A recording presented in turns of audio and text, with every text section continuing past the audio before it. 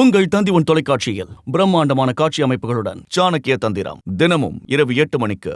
பத்திரிகையாளர் திரு TSS மணி அவர்கள் இணைந்திருக்கார். திரு TSS மணி, மாநாட்டுக்கு ஒரு மாதம் இருக்கிறது. இப்போ விஜய் கட்சி தொடங்கிய நாள்ல இருந்தே சர்ச்சை தொடங்கியது. அவர் பேர் டிவிக்கு அப்படின்னா திரு வேல்முருகன் அவர்கள் என்னுடைய கட்சி பேர் போல இருக்கு அப்படின்னாரு. அதே மாதிரி கொடியை அறிவித்தார். அந்த கொடியில் இருக்கக்கூடிய யானை பிரச்சனை, அது தூங்க மூஞ்சி மரம் அப்படின்னு பல சிக்கல்களை எதிர்கொண்டது.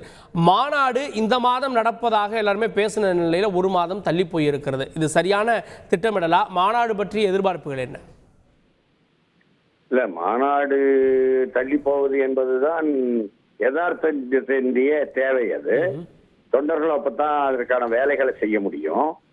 உள்ளபடியே காவல்துறை வைத்த அந்த நிபந்தனைகளை அமுலாக்கணும் சொன்னா அதற்கு ஆழமான திட்டமிடல் தேவை. அத ஒரு 2 வாரத்திற்குள் என்ற தயாரிப்பு செய்ய முடியாது என்பதனால்தான் மாநாடு தள்ளி போடல் என்பதை செய்திருக்கிறாரு. அது எல்லோருக்குமே புரியற செய்தி தான், எதிர்பார்த்த செய்தி தான். தவிர நீங்கள் விவாதிக்கக்கூடிய அவர் இந்த கொள்கைகள் என்ற விஷயத்துல மதவாதத்தை எதிர்க்கிறார் என்பது சரி, அவர் தொடர் நிலைப்பாடு தான். அதே மாதிரி அவர் திராவிடத்தை ஆதரிக்கிறார், தமிழ் தேசியத்தை அல்ல, இங்குள்ள தமிழ் தேசியம் என்ற வாதங்களில் எனக்கு உடன்பாடு இல்லை.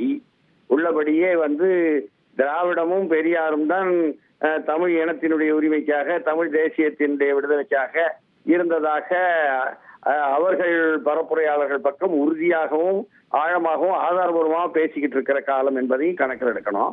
அதனால அவர் தமிழ் தேசியத்தை விடுத்து ஒரு திராவிடத்தை, தமிழ் தேசியம் அல்லாத தமிழ் தேசியத்துக்கு எதிரான ஒரு திராவிடத்தை எல்லாம் புரிந்து கொண்ட மாதிரி தெரியல.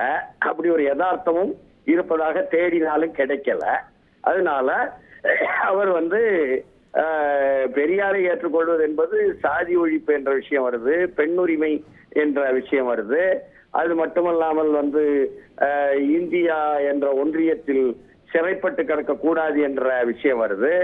இதையெல்லாம் தாண்டி தமிழ் இன உணர்வு, இன்னமும் சொல்ல போனால் தமிழ்நாடு என்பதையே கூட பெரியார் தன்னுடைய உயிரில எழுதியிருக்கிறாரு என்பதையெல்லாம் பார்க்கணும். அதனால அப்படியெல்லாம் தமிழ் இனத்தினுடைய தமிழ்நாட்டிற்கான எல்லா தேவைகளையும் ஆதரிக்கும் நிலையில் தான் எடுத்திருக்கிறார்.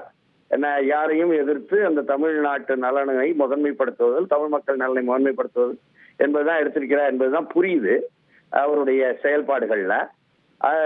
இவை எல்லாம் இந்த ஐடியாலஜிக்கல்னு சொல்லக்கூடிய கருத்தியல் ரீதியான, தத்துவ ரீதியான அல்லது கொள்கை ரீதியான விஷயங்கள் எல்லாம் வாக்குகளை இழுக்க போகிறதா என்பதுதான் நீங்கள் கேட்க வேண்டிய கேள்வியினுடைய ஆதாரமான கேள்வி.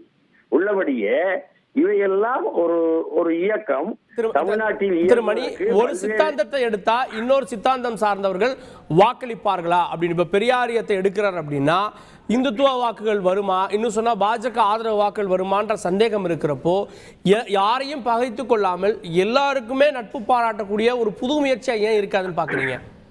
இல்ல, அப்படி அவர் பார்க்கல. என்னன்னா, இந்துத்துவ சித்தாந்தவாதிகளுடைய வாக்குகள் இன்னொன்னு இருக்குமானால் அது எவ்வளவு இருக்குமோ அது வராது என்பதாகவே எடுத்துக்கொள்ளலாம். அதை பற்றி அவர் கவலைப்பட்ட மாதிரி இந்த அவரை அடி எடுத்து வைப்பதில் புரியுது. ஆனால் அதையும் தாண்டி இந்த கொள்கை ரீதியான வாக்குகள் என்ற எண்ணிக்கையை விட ஒட்டுமொத்தமாக மாற்றம்